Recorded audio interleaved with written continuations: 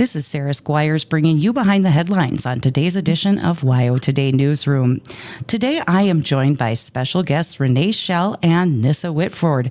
They're with Wyoming Game and Fish, and I understand it that Nyssa is our resident sage grouse sagebrush biologist. Welcome to the show, guys.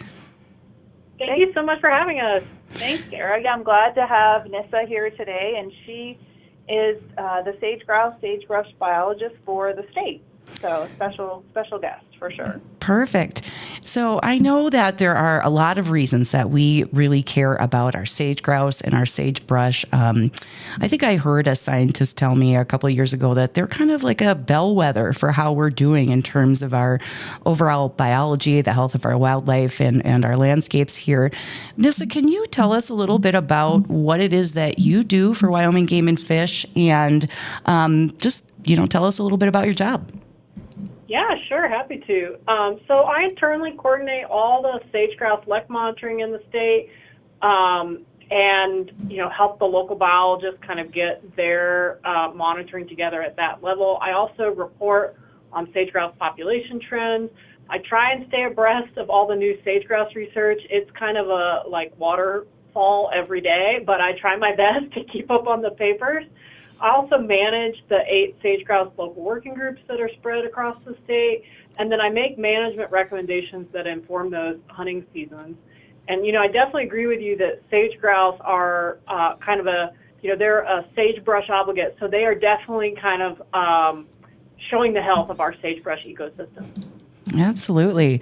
Well, that's really cool. So can you tell us a little bit about, what's the status? Where are we at with our sage grouse in particular here?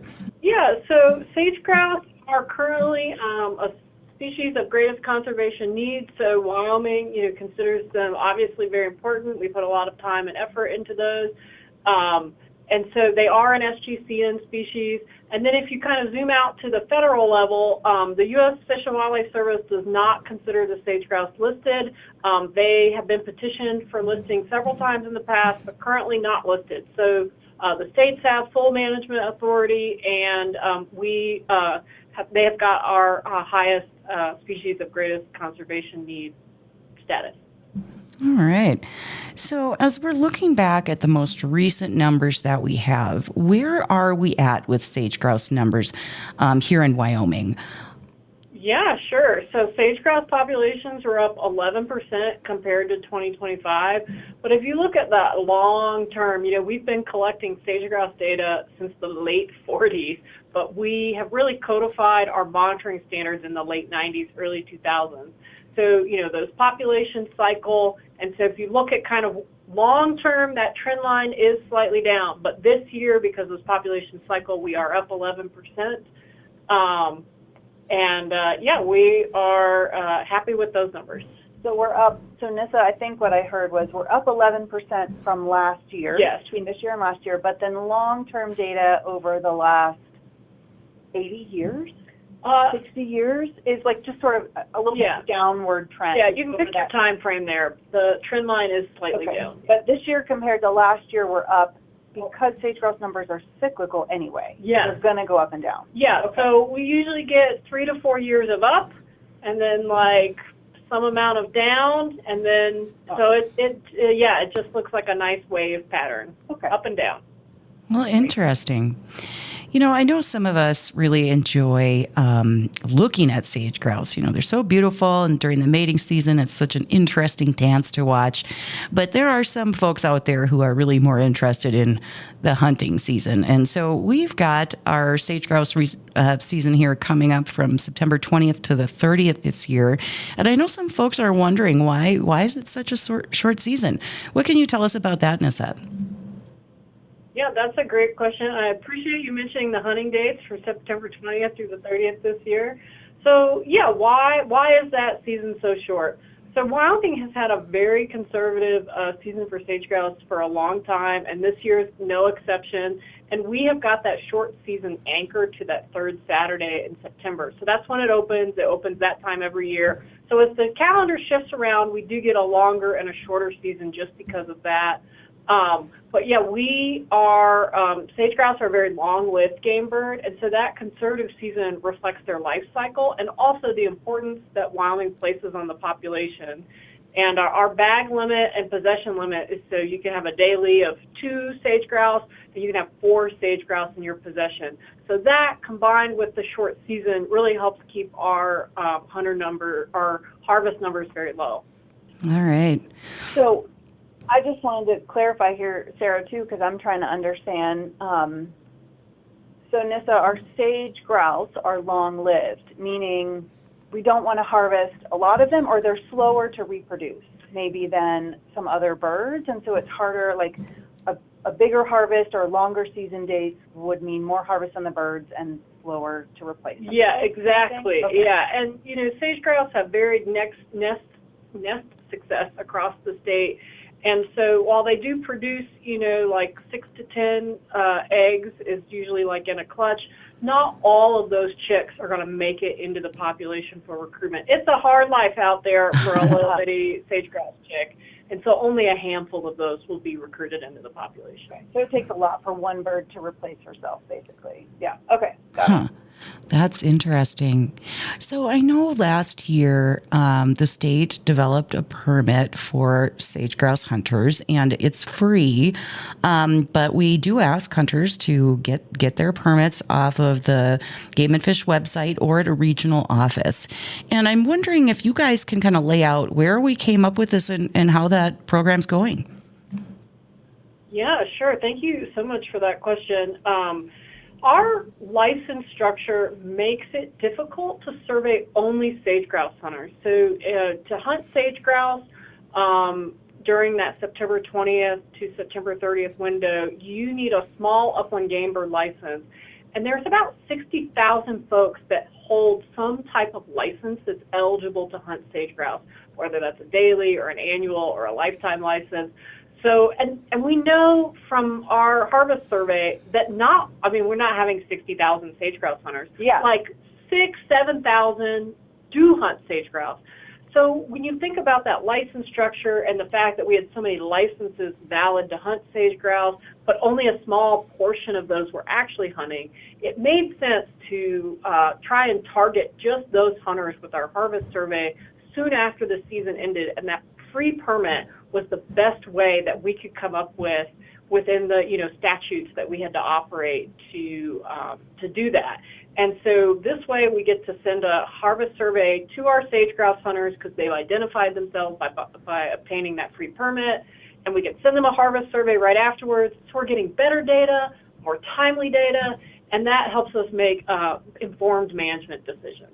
All right. And it's great, like, people can basically self-elect that they're just saying, I'm going to be a sage grouse hunter this year by getting that permit. And then, Sarah, we used to have our harvest surveys we'd wait till all the bird seasons ended and then send them out. And sometimes it's hard for folks to remember, like, how many days did you hunt? How many birds did you harvest? So we're probably getting a bit maybe more accurate data and higher compliance even with our reporting numbers from the public as well. Yeah, you nailed it. Yep. Yeah. So Great. what kind of information are you guys looking for through these harvest surveys, and why is it important for you to get a hold of that data? Yeah, so the type of information we're looking for is we want to know how many birds each hunter harvests and the general areas where they harvested from. I'm not looking for your favorite hunting hole. Don't worry. I'm not going to visit it, but very general, even slightly more general than a county level. So we want to know the general area they were harvested from. We're interested if they're a resident or a non-resident. And then how many days did they hunt? And all of those figures combine to tell us where the hunters are harvesting birds and how many relative to our spring lek observations, and then the overall success rate of our hunters. And it's just another tool in our toolbox for our management decisions. We put a lot of effort into our spring lek observations. We also now have this harvest information, and we also get wings out of our wing barrel. And so we're getting these 3 different pieces of information to inform our management decisions. Okay. So, one thing that I have long wondered about, I don't know if other folks have seen these out and about, but you guys have some wing barrels set out, and you've been asking for hunters to submit sage grouse wings. And I'm wondering, I don't know if you guys have the great sage grouse wing cook-off or something going on, but what is it that you're looking for with these wings? And tell us about what the importance of that part of your mission. Yeah, sure. So we ask hunters to deposit one wing from their sage grouse that they've hunted, one fully feathered wing, into a barrel. And so what do we get out of that wing? We do not cook them. We do not eat them. There's very little meat on them. And they have usually sat out in the sun. So what we are getting out of them is some really valuable demographic data. So they can, from the wing, we can tell the sex and the general age of the bird from its wing.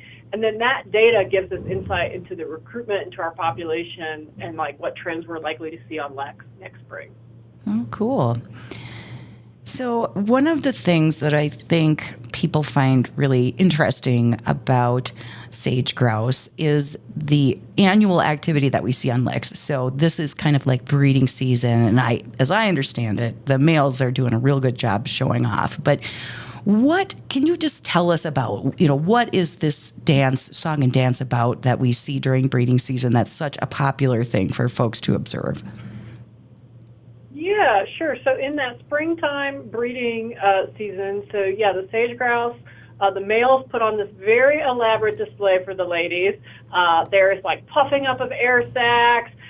There is like an acoustic and a visual component. There's swishing of wings. It's really peaceful out there in the morning. So you're getting this, it's just a sound like no other. It's pretty cool. I recommend folks YouTube it if they've never heard it. But, so we are,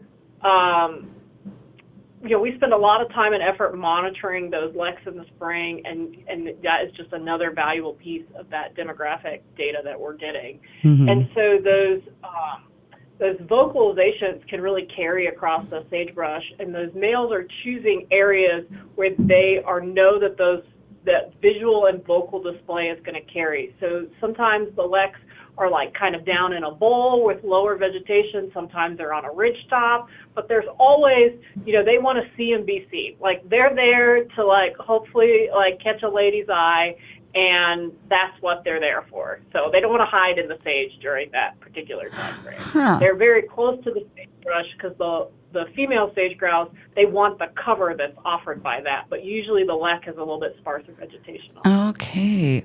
Yeah, I always kind of thought that the word lek just sort of meant like their home, but you're telling us this is sort of like the stage for breeding dances, right? Yes, totally. That is exactly it, because the males are really there, and I go out and survey some leks there, and the males are all there, and there's few females, and they kind of come in and leave, and they're going to go have their nest somewhere not right near the lek. So they disperse from there, but I like your visual there. It is the stage. It is totally the stage. And what's even crazier is, so like if you go up to a lek, say it's like 50 birds or 50 males strutting, only a small handful of those males are doing all the breeding. Yes. So the female sage grouse are kind of assessing all of their options, and they're looking for the male that is completing the same dance over and over again in the like tightest fashion. So they're showing fitness, like I'm strong, look, I can do this over and over again, and it's like so similar in the same. There was just a paper that came out from UC Davis, and which is, UC Davis is in California, but the research was done in Wyoming, and they were looking at like, what is it exactly about the males? And so there can be some fighting between the males on the lek. The similarities between species are really striking, but there can be some fighting on the lek. And the females are not interested in the males that are fighting. They want the males that are more dedicated to the strutting. Oh, this is fascinating. Isn't Wow. that crazy? They're like, no fighting, please. Like, just show me what my options are. Yes, dance for me. So much to learn from these sage grouse ladies, I tell you. So once the sage grouse males and, the observant females find that perfect stage, that perfect lek where they can really strut their stuff, is that, a kind of a permanent place? Do they mark that spot and keep coming back to it every year, or how does that work? Yeah, so sage grouse do have extremely high site fidelity, and that is probably behavior rooted in their dependence for these like very specific intact sagebrush habitats that provide all the things they want: food, cover for nesting, these open areas for display. And so those leks, they do tend to attend the same lek year after year after year. And so if that lek, is encroached on by, various types of development, or they can't really get their acoustic out, like it's a very noisy location, they will start to, they go through the motions for a few years, but the breeding doesn't happen. And then eventually the attendance on that lek will really dwindle. I see. So, we talked a little bit about how spectacular a display of this breeding ritual is, and the males dancing and really, posturing and puffing out their chests for the attention of the females. But I do know that, we have to be really careful about observing this beautiful display.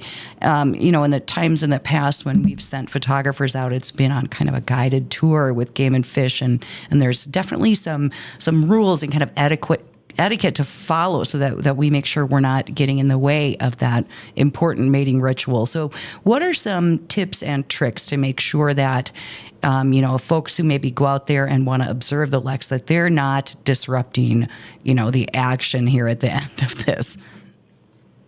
Yeah, thank you so much for bringing this up. Yeah, since sage grouse are so highly sensitive to disturbance, and we don't want observers, disrupting their breeding, we ask people to arrive at the lek before sunrise, and don't drive out onto the lek. Leave your dog at home, make sure everything's quiet, turn your vehicle off, stay in your car. You can use binoculars or a spotting scope to observe the birds better.